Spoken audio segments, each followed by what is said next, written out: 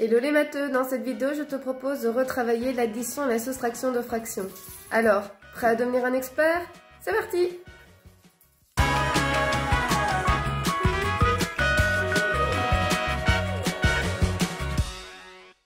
Et c'est parti pour l'addition et la soustraction de fractions. Je propose d'introduire ces opérations en partant d'un exemple. 2/5 plus 1/4. J'ai ici deux fractions que je souhaite additionner et ce sont deux fractions qui représentent deux divisions différentes. 2/5 représente une division par 5 puisque le dénominateur est 5. 1/4 représente une division par 4 puisque le dénominateur est 4.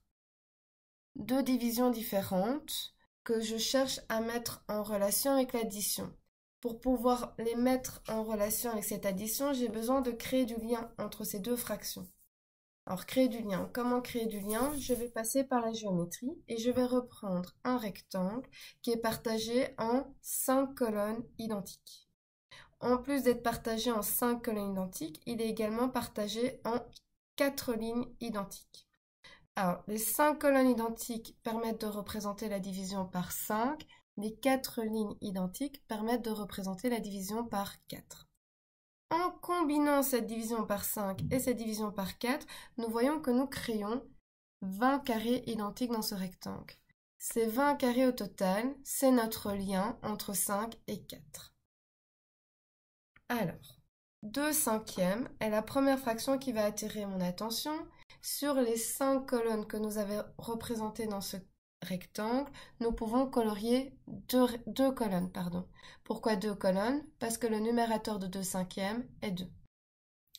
Si je regarde ce que j'ai colorié du point de vue des carrés, je peux observer que j'ai colorié 8 carrés sur les 20 au total. Ça veut dire que 2/5 est égal à la fraction 8/20. Ensuite, je vais regarder la fraction 1/4. Sur les 4 lignes identiques qui partagent le rectangle, je peux en colorier une. Pourquoi une? Parce que le numérateur de 1/4 est 1. Si je regarde ce que j'ai colorié du point de vue des carrés, je constate que j'ai colorié 5 carrés sur les 20. Cela signifie que 1/4 est égal à 5/20.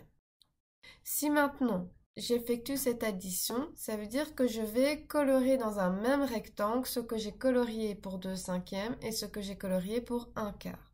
Ça veut dire que dans le rectangle, j'ai colorié 8 carrés pour 2/5 et j'ajoute à ces 8 carrés 5 autres carrés que j'ai dû colorier pour 1/4.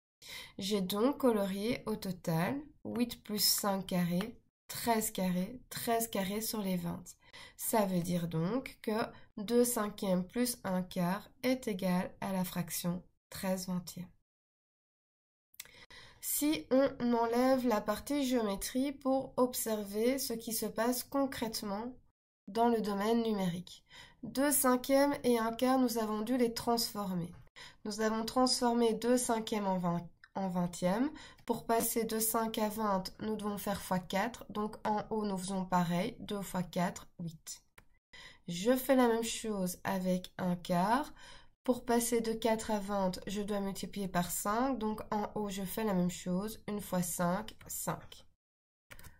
Pourquoi 20? 20 n'est quand même pas un nombre pris au hasard par rapport à 5 et 4. 20 est le PPCM de 5 et 4, le plus petit commun multiple de 5 et 4. Autrement dit, 20 est le plus petit nombre faisant partie à la fois de la table de 5 et de la table de 4, qui est à la fois divisible par 5 et par 4.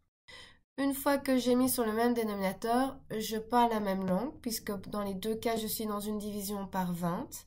Je peux additionner les numérateurs. Donc, première étape, je dois mettre toutes les fractions sur le même dénominateur pour ensuite effectuer l'opération.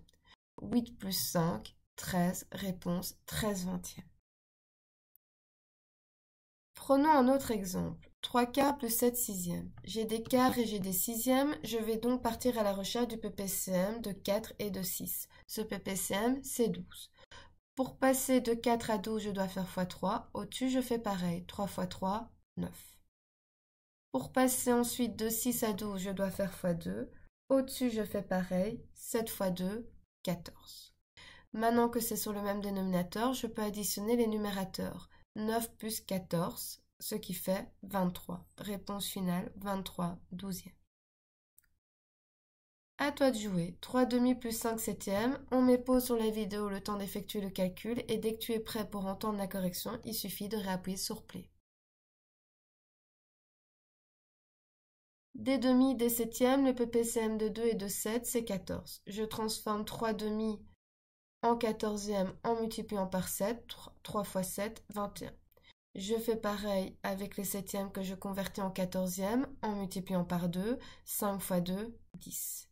Maintenant que c'est sur le même dénominateur, je peux additionner les numérateurs. 21 plus 10, 31. Réponse finale, 31 14e.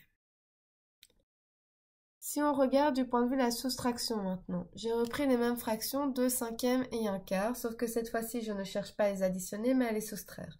Souvenez-vous que pour 2 cinquièmes, il a fallu colorier 2 colonnes sur les 5, autrement dit 8 carrés sur les 20. Et pour 1 quart, il a fallu colorier une ligne sur les 4, autrement dit 5 carrés sur les 20.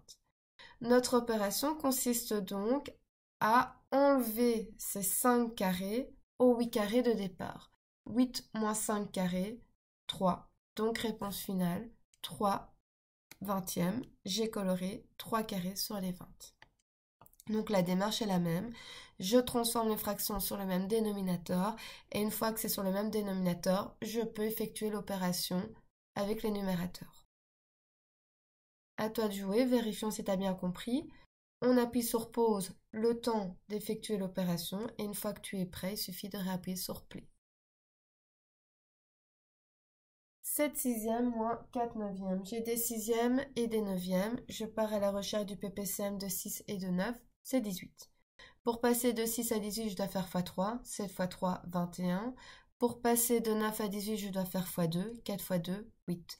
Et je peux effectuer maintenant la soustraction. 21 moins 8, 13. Réponse finale, 13 18e. Maintenant que nous maîtrisons la règle de base, il y a quand même deux petits cas que je souhaiterais expliciter ici dans le cadre de cette vidéo. Pourquoi? Parce que ce sont deux cas qui nécessitent de faire une opération supplémentaire.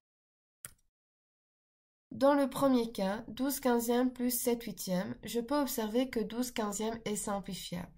Attention que pour l'addition et la soustraction, je ne peux simplifier que verticalement.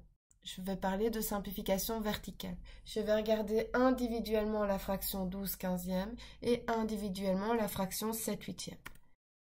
Donc si je regarde 12 quinzièmes, je peux diviser 12 et 15 par 3 et j'obtiens ainsi la fraction 4 cinquièmes. En ce qui concerne 7 huitièmes, je ne peux pas la simplifier, donc je la recopie.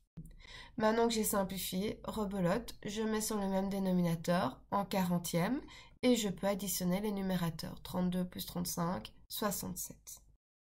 Deuxième petit cas, si je prends l'exemple de 5 neuvièmes plus 2, c'est 2 qui attire mon attention cette fois-ci. Pourquoi? Parce que 2 n'est pas écrit sous la forme d'une fraction. Donc je dois la transformer. 5 neuvièmes plus 2, 2 c'est la même chose que 2 unièmes, puisque 2 divisé par 1, ça fait 2. Maintenant que j'ai transformé 2 en fractions, je peux les mettre sur le même dénominateur, ici en neuvième. 2 et 1, je les multiplie par 9, j'obtiens 18 neuvièmes. 5 neuvièmes plus 18 neuvièmes, 5 plus 18, 23. Réponse finale, 23 neuvièmes.